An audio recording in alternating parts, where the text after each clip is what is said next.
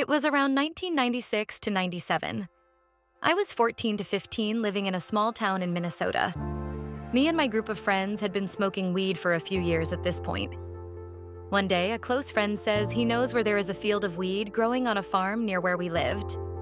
At the time, we were super into Cheech and Chong movies, and the prospect of finding a weed field was just too tempting to pass up.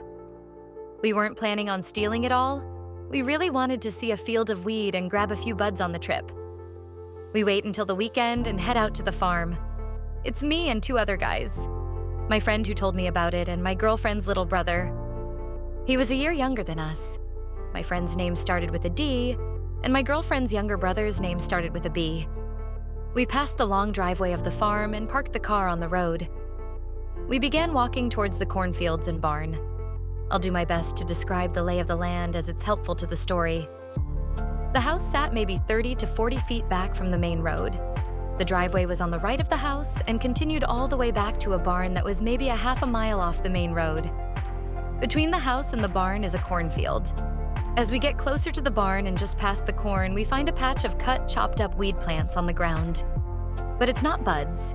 It's stems, stalks, and fan leaves. It looks like someone recently had just mowed over the plants.